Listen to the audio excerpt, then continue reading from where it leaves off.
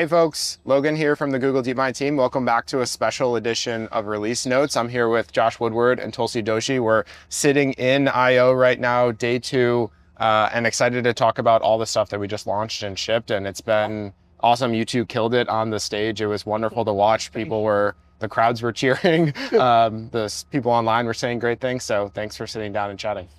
Yeah, great to be here. Yeah. I think takeaway from day 1 from me was very positive. Like, people were really excited. We launched a bunch of great products. I think I pinged someone last night and I said, like, this year's I.O. feels like Google at its best, like really like, and showing, I think this is like the first I.O. to me that felt like AI native and not like us like sort of taking the first step into the AI moment. So I'm curious to get both of your reactions to everything that happened yesterday. I mean, yesterday was a blast. I think as I was walking around afterwards, someone referred to it as like a Google carnival. And I really do feel like the energy like felt that way. Like, it felt like there was a lot of excitement and energy coming from us, and then a lot of excitement and energy like being reflected back about what we were sharing. And that was really awesome.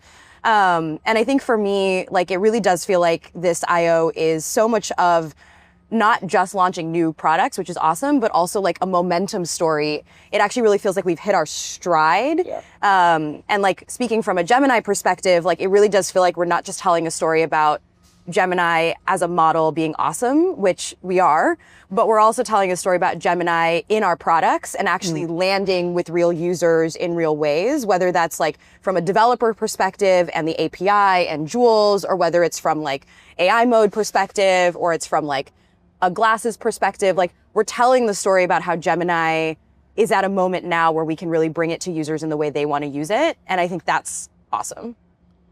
Yeah, I mean, I think that's kind of the theme. If there was a bumper sticker for yesterday, to me, it would be like from research to reality. Yeah. It's actually taking a lot of the research. Yeah, that'd be a good one. I'd get you a shirt that says from research to reality. Just a Gemini logo. Yeah. Well, I think if you look across the developer products, consumer products, we didn't even talk about any of the enterprise stuff that's happening. That was Cloud Next a month ago. I think it's a whole bunch of stuff around the company coming together. And I.O. is always just a crazy time. As you're, trying to put stuff together at the, sometimes the last minute. Mostly morning. But it was really great. So I think on our side, we had a bunch of stuff coming from Google Labs, the Gemini app. So exciting to get to share some of that, and look forward to everyone's feedback too. Yeah, I actually want to start off with another question that I won't take credit for this. Somebody asked last night. I was doing a panel with Yoonhan and Bibo, who are on your team. Yeah. And the panel host asked what we expected I.O. 2030 to look like. And it was a really interesting question, and they both gave great answers. So the stakes are high for both of you. But I'm curious what your take is of like what I.O. 2030 will look like. 2030.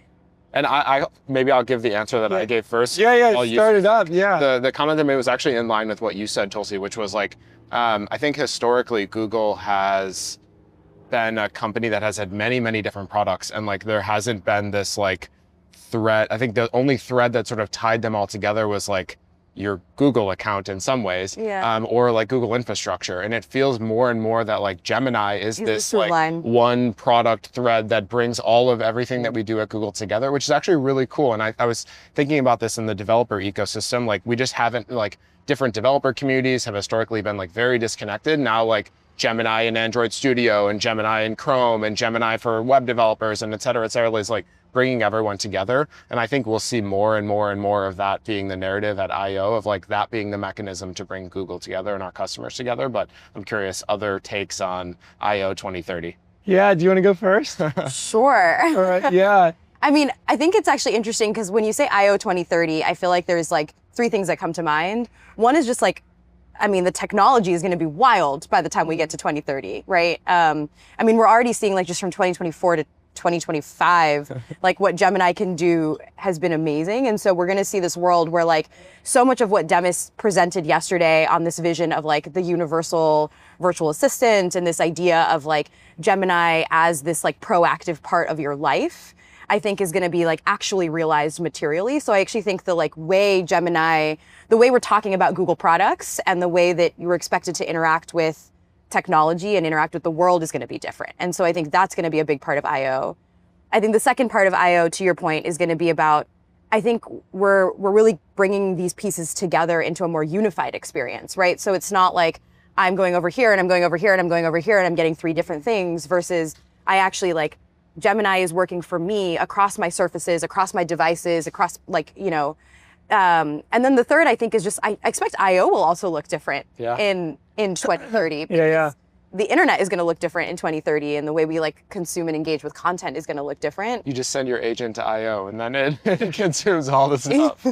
Dun dun dun. No, but it's just going to look different. I think. I think what's also funny is like 2030 feels like so far. Yeah. So far my first reaction when you said 2030, I originally was maybe this thinking, is like, 2027. I don't know. Yeah, maybe we can get to Thursday first or something like that. I mean, it's interesting. We have this exercise in Google Labs sometimes we do where we think about like jump in this kind of like magical flying saucer that shoots you out into the future. You get out, you have a few minutes to look around, write down everything about the future, and then you come back.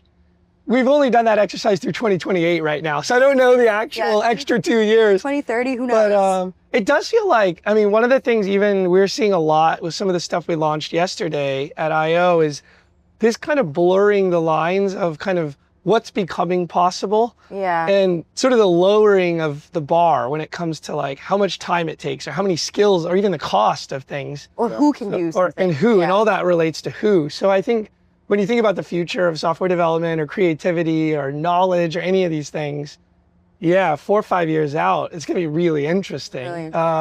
But I do think that's almost like the arc is towards democratizing a lot of this stuff. And that's probably when you look at products like Flow, like we launched yesterday, or any others, that sort of feels like that'll be a principle. And then, in terms of the show format and everything, who knows? I mean, to that point, like, I mean, it was also like so cool to see how like present VO was in the show yesterday, right? Like in actually like telling the story, actually creating I/O, and that's like, I mean, this is like year 1 of us doing that, right? And so like month 1, month 1, week 1 of us doing that. Like, I think if you just use that as like an example of how I/O, like the literal show is going to change. We actually used like Gemini and VO in so many places to like make the show today or yesterday. I think that's going to be like super wild. Yunhan had a great comment on this, who's on your team and is one of the post-training leads, and she said that her expectation for 2030 was that we hopefully will be able to announce like major scientific breakthroughs that were enabled by Gemini happening. And I thought that was such an interesting answer where like you could imagine, and back to this thread of like democratizing access, I think the cherry on top is like, it's a bunch of college students somewhere in the world who are like using Gemini out of the box and like discover some like new scientific principle or like they cure some disease or something like that. I think that would be like such a crazy and wild story. Well, I think that was one of my favorite parts of the show yesterday. At the very end, Sundar kind of pulled back and was talking about how AI, like today's research, will become the reality of 2028, 2029, 2030, et cetera. And I think that, you think about scientific breakthroughs, whether it's in medicine, the disaster relief stuff with FireSat or Wing delivering, medical supplies or water, Waymo, isomorphic labs. I think there's a whole bunch of stuff there that is just like, it's going to be really interesting to see how these things stack on each other. It's really cool, I think, to think through also like where, I think oftentimes when we talk about AI, we often talk about like the sort of more consumer, tangible, like opening up the world, the way you can engage with AI on the day-to-day. But I think the point around scientific breakthrough and the examples you give also speak to like, what is the role we can have in the world and in the concerns we're seeing today, right? Whether that be around like climate change or whether that be around access or healthcare, like how do we take some of those principles and break them down? I think becomes really amazing. Yeah, I think this is the other thread from yesterday was just like the breadth of Google stuff. And I think the science piece is like, it's awesome that we can, do VO and like have all this like really cool, fun technology and then like also walk the walk and like do real hard science and help the world through that lens. But let's talk about some of the launches. And both of you are responsible and we're announcing a bunch of the stuff yesterday, and we can do whoever wants to go first. Josh, you're people want more Jules, people want more Flow, people want more VO, more Gemini apps. So I think there's a crazy amount of demand. Well, there's a lot. First, it's just a kind of unbelievable team effort across. So anyone that kind of sees people up there, you just know there's a massive amount Army kind of behind yeah. and working on it together. I mean, maybe we start VO3. That one was pretty fun to announce. So the big headline, you know, you can not just animate things now and make, you know, pictures move, they can talk. And they have sound effects and background sounds. And I just remember the first time I was watching these come across when we got the checkpoint, just blown away. Yeah. It's kind of the reaction we've seen in the first 24 hours is it's just really hard to imagine you can describe something in natural language and it just comes to life. And so that was the model breakthrough. It's state of the art. It's building on a state of the art VO2 model from December. It's a massive amount of creativity. Amazing. It's incredible. Yeah. It's really incredible at the just core research level. And then we basically, less than 100 days ago, we were like, we need to build a product that's worthy of this model. And so that product's Flow. It's a tool for AI filmmakers. We've co-created it intentionally with folks in the industry. So these are, you know, big names you might recognize in sort of Hollywood, all the way down to emerging AI filmmakers who are making their first films using AI natively. So we've tried to get a whole range of opinions, and kind of in a typical sort of Google Labs and sort of Creative Lab and Google DeepMind way, we've kind of co-created. And so the product, the features, the back and forth has literally been tested with just this like great set of creatives. And so when you see things like, oh, you can trim a clip, of course, any product can do that if you're editing video. But when you extend it, there's so much that went into that, even though it looks so simple on the screen, and so much input from folks that are making films of like, oh, if you could do it this way, it'd be amazing. And so we just tried to build that into the tool. So yeah, it launched yesterday right on stage. The TPUs immediately got very hot. So I think we've kind of hopefully kind of added more capacity to meet the demand. But yeah, we're really excited to see where that's gonna go. And our vision for that is it's really a tool to empower kind of creative storytellers. It's not a tool to replace, it's a tool to empower. And a lot of the stuff you saw yesterday at Google, that's kind of the theme. And that's, you know, a visual way to do it, I guess. I love that. And for folks who are, and I've seen I was watching a bunch of the videos this morning and just being blown away by it. Amazing. Yeah, they are amazing. How do you actually get access right now? So there's kind of, it's available in 2 products right now. You can get it in the Gemini app or in this new product called Flow. Right now, because we're just rolling it out, we've put it in this new Google AI Ultra plan is what it's called. And this Ultra plan, you can just Google it, it'll come up. It's 50% off for the first 3 months here, like Tulsi was saying earlier before we got on the show. And it's going to give kind of access to all the best AI stuff from Google. So we've designed this Ultra plan to be kind of your VIP access to everything. So it's got access to VO3, it's got the highest rate limits across everything. YouTube Premium's in there, 30 terabytes of storage. We basically tried to create a plan that like, if you wanted all of the best there, and that's where you can get it today. And over time, we'll start to bring it into the other tiers and make it more available. I love that.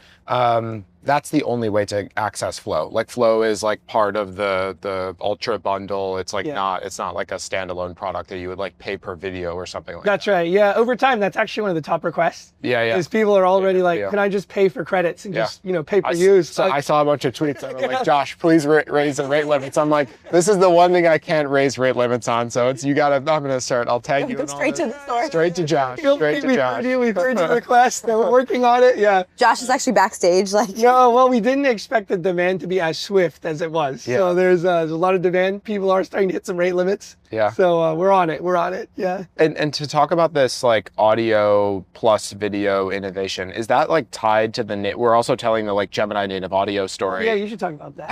Are these things, is like innovation level connected or just like similar ideas, or like is there any carryover between the two? I think there's similarity, although I do think the actual technical breakthroughs here are distinct. Got it. So in the context of VO, really what we're trying to do is bring audio and video together, right? And be able to generate these in a way that actually these two things speak together, right? And are unified.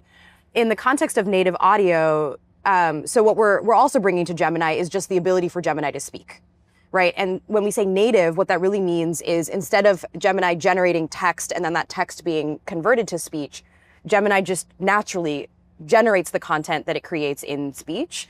And what that allows you to do is really focus on making the conversation feel more natural, right? So instead of it feeling like, I guess you would expect a model to speak in sort of a more monotone kind of notion, it has more emotiveness. It speaks with more tonality differences. You can like change the style, so you can ask it to speak with a higher volume or lower volume or more dramatically or like a pirate, right? Like you can change the style of how the model speaks. And so when you actually get the outcome, it's much more, it feels much more conversational, right? We actually put native audio in Notebook LM, and that's been awesome to see kind of how much that's really been kind of a large part of even supporting ITN, right? So being able to support multiple languages in Notebook LM, because native audio actually allows you to go seamlessly between languages. You don't have to like set explicitly like now speak in English or like now speak in Hindi. You can actually like have that flexibility. Right. Yeah, people were tagging me about that. I'm like, I've got nothing to do with Notebook LM. I was like, tag someone else. Pretty interesting. Awesome. When you get these new capabilities like Tulsi's describing and that the team's inventing, it really changes how you think about building products. Yeah. So something like Notebook LM and the audio overviews, or even in the Gemini app now, kind of out of the box, 45, 55, 70 plus languages just work. Yeah. And it just kind of opens up access, and it doesn't just open up access, it reduces the latency. And it makes it way more interactive. So, I mean, one of my favorite things to do is like you fire up one of these podcasts and you just hit join and just call in. And you're talking to the host. You see this similar kind of thing in Gemini Live too, right?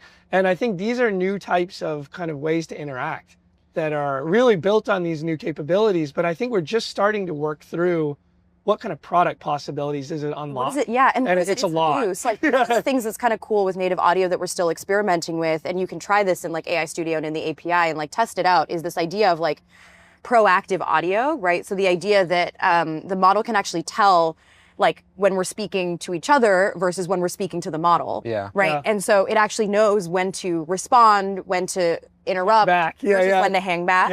And like, that's awesome, right? And then to your point about like new product possibilities, when you can't do that, you have to design your product around all of these edge cases, right? Because you're like, well, how do I make sure that I have the right limitations in place? But if the model can actually be like intentional about how it responds, you can actually now start creating like much more engaging experiences that are actually part of your day-to-day life, which I think also becomes really cool. Yeah. 100%.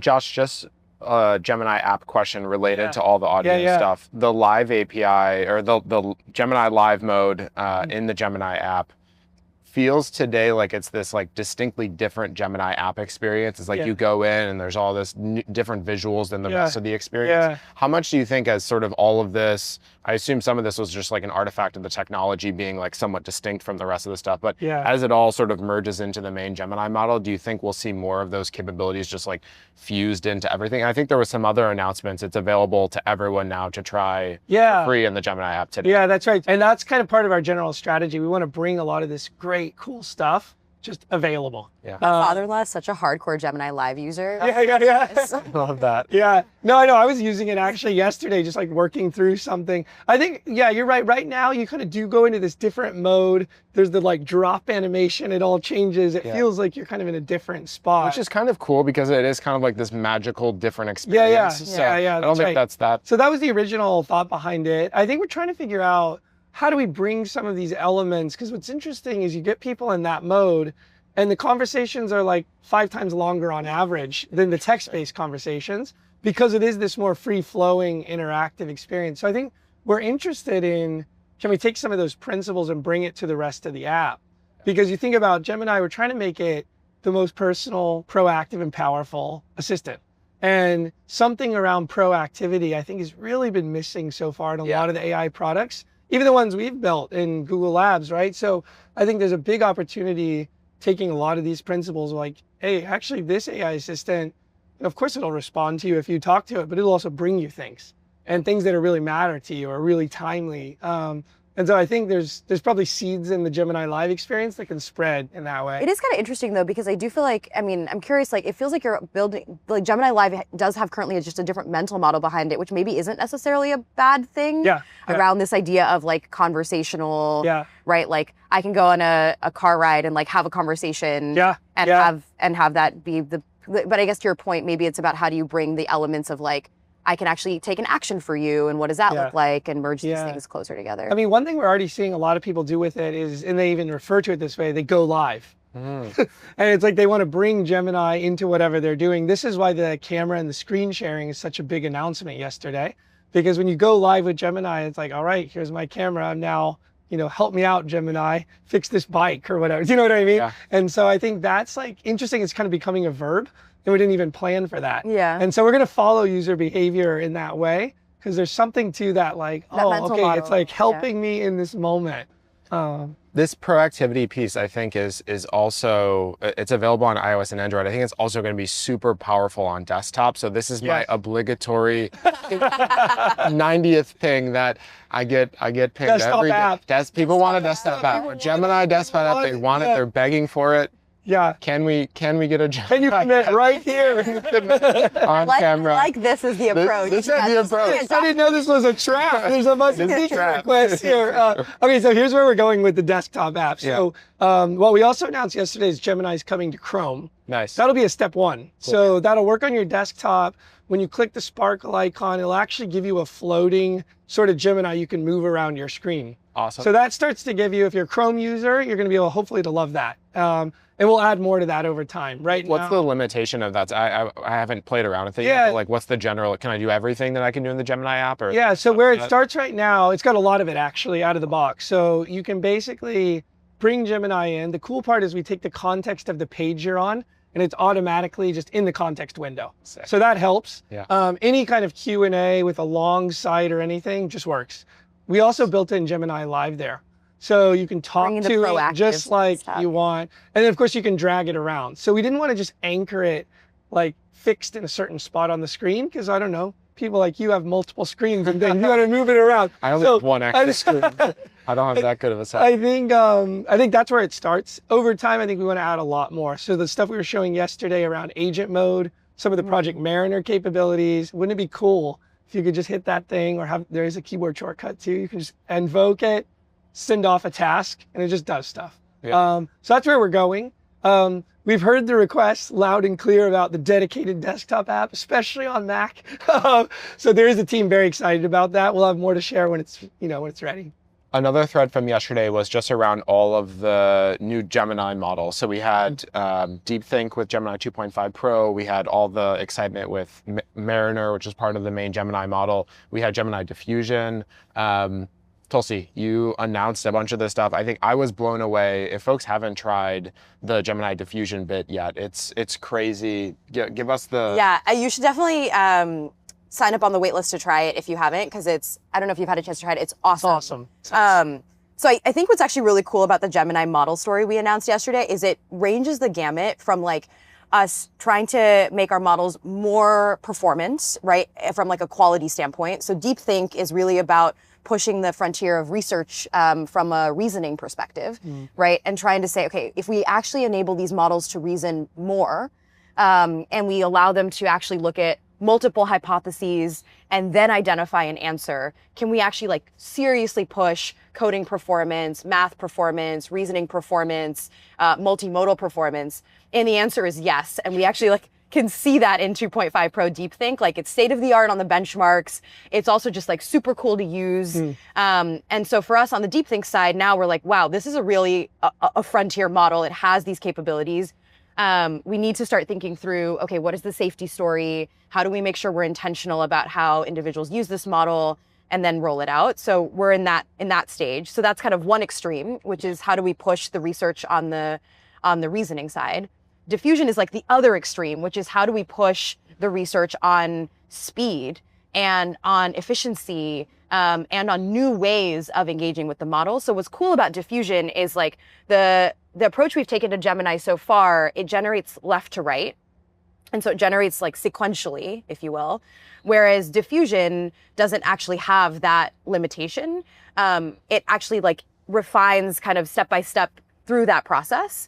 And so if you saw the video we showed at I.O., you can actually see it real time modifying the answer. You can barely see it because it's so fast. If you blinked, you missed it, which is the line from I.O. But like, I think if you saw the slowed down version, you could see it actually like going through that process, and it's so fast.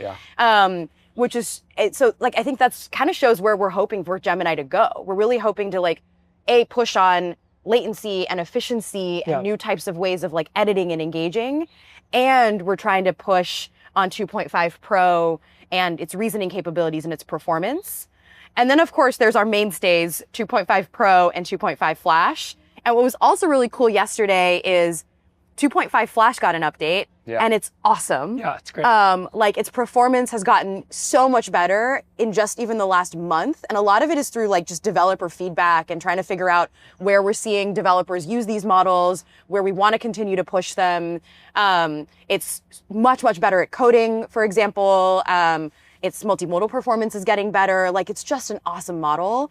And then 2.5 Pro, we actually pre-released it 2 weeks ago. So we released the IO edition, 2 weeks ago? Yes, 2 weeks ago. Just so we could get folks starting to build on it. And that's been awesome because like the web app generation is wild, what we're seeing people do. Yeah. And so that's also been really cool. And GA soon too. And GA soon. Which is super important. People are, I think a lot of the feedback is, give us a model that we can use for the next week. It's like, model we want to so use one it. thing I will say is definitely heard that feedback. I think one thing we like really want to make sure we do is give developers a stable model and a model that is going to be around for a year, that you can build kind of stable production systems on. So for both 2.5 Flash and Pro, Flash we pre-announced at I/O is coming early June. Pro will come like very, very soon after. And I think we really want to make sure that we kind of have both ways for developers to have kind of stable production models that they can just keep building on, but also ways to keep shipping models like in ways that we can get developer feedback on. Yeah. And so that's where we're also working with the Gemini app and trying to make sure that we kind of have ways to keep testing these models and keep getting feedback and making sure that we're accounting for all of the pieces. What's also been awesome about releasing the Pro model 2 weeks ago is we've gotten a lot of feedback about what people loved in the initial model and what people are loving in the new model and where they're also seeing differences. Yeah. And that's also super helpful because our benchmarks capture some of those changes, but what people really resonate with is actually just super helpful feedback. And then we can build that into like how we train and iterate on the model, which is great. With thinking budgets too on Pro, which was the other like number one feature request of people wanted to be able to control how much, especially because it's a little bit more expensive than Flash. So they want to be able to control cost essentially and time and all that stuff. Yeah, and like thinking budgets basically allow you to go from turning it off, so like zero thinking, to scaling up, right? To like, you know, getting to that like 16K budget, for example. And so you can actually basically go from how much thinking do you want the model to do? And then that's essentially a proxy for cost and latency is our hope. And summaries too, which was the other thing. So I think thank you for reminding me of the announcements. I'm like, what? I was thinking oh my God. Yeah, I was thinking about this morning. I was like, there were so many things that were just like too many things. I can't keep track because there was a million other things happening. Well, I think the thing to me that's like interesting to take away from all this is you laid it out perfect. There's all kinds of advances happening. And if you're a developer, if you're running a company, you're a CEO, now is the time, I think, to go in on Gemini. Yeah. Like you can see the pace of progress. It's unbelievable. I think it's best in the world. And whether it's literally the GA models like 2.5 Pro or 2.5 Flash, they'll be coming in the next few weeks, or it's the stuff like Diffusion or the Deep Think mode, you think of the range of that Pareto frontier, and we're literally pushing it out. There's one company pushing it out right now. And so I think last I/O there were a lot of questions. All right, Gemini was new. What is this Gemini API as a developer? Should I trust it? Is it going to meet my needs? And I mean, I think you saw even Sundar announce like the growth on Cursor, which has got some of the most sophisticated developers pushing the limits of all these models. What model are they choosing?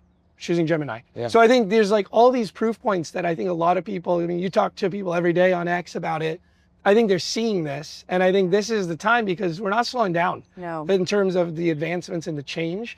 And so I think this I/O brought it together. It's actually been awesome too, because to your point about Cursor and developers really using Gemini where they want to build. Yep. I think from that, we're actually just getting really very, very real feedback, right? So like, for example, one of the changes we made between the first version of 2.5 Pro and the second version was around tool calling. Because we were getting a lot of feedback from Cursor and Cursor users that tool calls weren't working, right? And we still have, you know, improvements to make there, and we're still continuing to iterate with the IDEs on how we work on these efforts. But like that real feedback allows us just to make a more usable, rich, fully functional product, right? And then that I think is amazing because there's a whole team behind the scenes who is trying to work on all of these pieces, obsessed. Right? They're like, they're so obsessed. And like, what I think is awesome is like, it's a full effort from like model changes, right? So like actually training the model and trying to make sure that like the model itself is super capable. It's also serving changes, right? So making sure that like the full stack works to support these models in a way that is rich. It's like the TPU is running hot, so making sure like capacity is working in the way that we want it to work. Like it's a full set of team efforts, and it's actually been really cool to see all of those, all of our researchers also like really leaning into the feedback and saying like, oh wait, here's what we're seeing from developers. What does that mean? How do we pull that in? Has been like really awesome. Yeah, and I think the only other point that I'll add is it's also been a beautiful story of us meeting developers where they are. Like I think it's, you know, there's a world where Google makes our best coding models for developers and we put them in only Google products or something like that. And I think that it's the wrong approach. And I think the approach we're taking is like, we know people are in Cursor, we know they're in Klein, we know they're in the, you know, all the Bolt and Lovable and all the other developer products that are out there. And let's bring the models to those developers so that they get to feel this. They get to use it where they want to build, right? Where like they want to build. You should use Gemini where you want to build. Yep. And then we should make Gemini work for those environments, for all those, right? And like, I think, yeah, it's been amazing. And like as a PM, I feel like the best part of the product development process is when you're really starting to get real user feedback, right? It makes it easy. It makes it easy, right? Life is easy when people tell you what doesn't work and what they want to be better. Not gonna lie, what I love about developers as users is like, they're very vocal. Yes. Right? Like they're telling us what they want. Yeah. Both like the really good stuff about Gemini and what they're loving, and also like when it's not working, which is awesome because we can actually do something about it. External developer perception, super excited about all the stuff that we landed. But also I think part of that story is like new products coming for developers. And I think Jules is one of those, Stitch is one of those. We landed Code Generation AI Studio, which we had a cool demo. Your demo was awesome. It worked. It was honestly incredible. I think I'm always blown away when like it actually comes together in like a real like shiny, like well done demo. So you crushed it. Josh, do you want to talk us through Jules? And I think we announced this as like sort of a low-key research preview back in December, but that's right. Finally have it available to everyone. Yeah, so Jules is interesting. You know, it's one that started as kind of a lot of these Google DeepMind, Google Labs things go. We were a small group of us were like, wouldn't it be cool if you could build kind of an asynchronous coding agent? And this was back in, I don't know, Halloween or something, like October, November, something a long time ago. And so we built the first version in December. The idea behind Jules is we really want to give you a way you can just assign tasks to this coding agent that you don't want to do. So it frees you up time to do things you actually want to do. Yeah. And so, you know, what we announced yesterday is the biggest update yet. It's got 2.5 Pro Gemini right at the heart of it, best coding model. And it just gets to work for you. So it can fix bugs, it can do tests, it can do some documentation stuff. The other thing that's interesting is we've created other ways. We're thinking of it more as a developer kind of hub you can go to. And there's different approaches. You know, some people want to build things in the command line or other places. Yeah. We're kind of thinking it'd be interesting if you just had a spot. It's kind of like your command center, where you're kind of watching all this stuff happen. Exactly. And it kind of allows you to think about it from a different angle. So the way we use it on the team is you link your GitHub repo. Jules can start going in. You can assign it different tasks. Comes back to you with PRs. You can approve, reject, edit, whatever.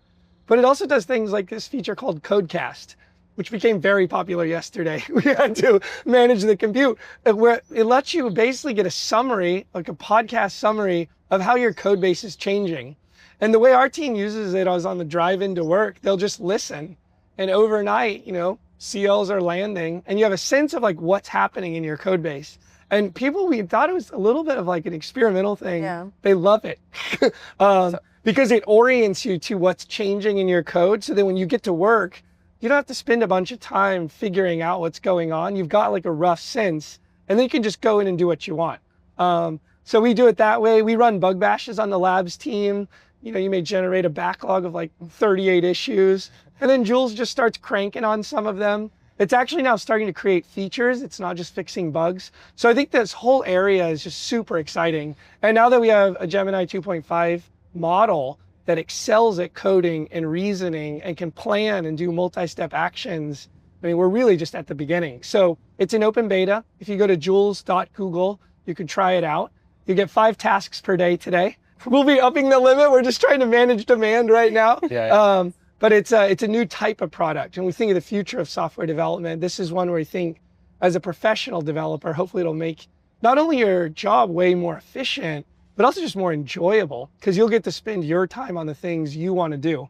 And hopefully some of these other things you can kind of hand off. And I think one thing that's kind of cool about like how I feel like we're thinking about code-related products and also how we're thinking about code-related improvements in Gemini is like, again, to this point about like a range, you have Jules, which I think is really built for professional software engineers and like really built for developers who, like you said, want to get rid of a set of tasks or want to actually like have that collaborative setup.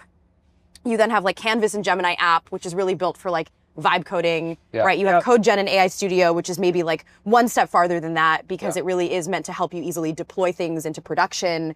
And so, and you know, we can talk about Stitch, but like, I think there's like kind of this range of like, now that we have an amazing coding model, like what are the different types of developer use cases we want to make that model better for? But also what are the different types of product surfaces that need to exist to support those types of workflows? So, and I think this is the key point, because a project like Stitch doesn't exist without this kind of first principles thinking. So Stitch, the idea behind it is, let's not just try to bolt in AI into some workflow. What if you just reimagine a workflow? And so Stitch starts actually not with code, but with design. And it says, what if you could describe an interface you want, and it just makes it. And it doesn't just make a screenshot of it, it actually makes like the design file with the markup. And when you've got that, you're now starting at a different kind of origin point. And that we think will create all kinds of new possibilities really for people maybe who never thought of themselves as a developer, but they know kind of roughly the screen they want. And they know that like when you click on that button, it should do that, or like I want it in dark mode, or do you know what I mean? So it starts to really kind of democratize and open up access. So I think your point about, again, that spectrum, you know, Jules is kind of on one side and Stitch is on the other side, and that's intentional. We're trying to explore kind of the frontiers of what's possible. I mean, it like really like one of the things I talked to my team about is like we, you know, the history of product management is you talk about PRDs. Like what is a PRD or like how you describe your ideas is like now fundamentally changing. Totally different. You build the product. So like that's the cool thing. You can actually like explore it and prototype it and like build real things that you can feel, that others can feel, and actually like have much more of a collaboration in that way. That I think totally changes how you can design products, whether you're an engineer or not. This is the moment. My like normal workflow historically had been I would take screenshots of AI Studio and I would go to another product that you know did code gen and all that stuff. And the sort of aha moment for native code editing and code generation AI Studio was I took the screenshot of AI Studio, I went into AI Studio and I said recreate this, and then I was vibe coding and iterating on like a bunch of new potential features, and like it worked incredibly well. And I was like, this is just such a it just changes the way you can express your ideas, iterate 100%. On them. I think the like PRD is like such a, or just like any document of like translating your idea in your head to like someone else's fingers creating something is just like so lossy in many ways, and like it's beautiful to be able to like keep trying to express the thing that you have in your head and be the person in the driver's seat. So I think this goes back to the thread of just like raising the bar for people to be able to create across all these domains, design, code, et cetera, et cetera. This was awesome. I think this is one of my favorite conversations. It's great to do it like in person at I/O. Like I can still feel the energy. In-person episodes only. I know. I'm sorry. Well, I have to travel and we'll have to do all this in person. For folks who are listening, all the stuff we talked about in the description. So check it out. You can link out to all the products, all the wonderful launches from the teams. So yeah, this was awesome. We have a special treat for both of you. As a thank you for all of your hard work and all the hard work of the team, and sort of a semblance of the reality of the moment, which is there's so much demand for stuff, and the thing behind to surface all of the demand is, as you'll see in a second. Awesome. Wait, that's hilarious. TPU V4 edition. V4. We had to take these. The team worked super hard behind the scenes to source TPUs from around the world. to bring them, and we were giving them to some of the builders that we were hosting yesterday, and to you two as a special gift, and thanks for all the hard work. So thank you. Thank you all. Yeah. Awesome. And yeah, everyone keep building. Yeah, it's so inspiring to see what you're doing. Keep giving us feedback too. Yeah. I don't actually know where the right camera is, but wherever it is, keep giving us feedback. We might need to take these TPUs and put them back in circulation. I was going to say, we keep donating. Thank you both. All right, thanks. Thanks.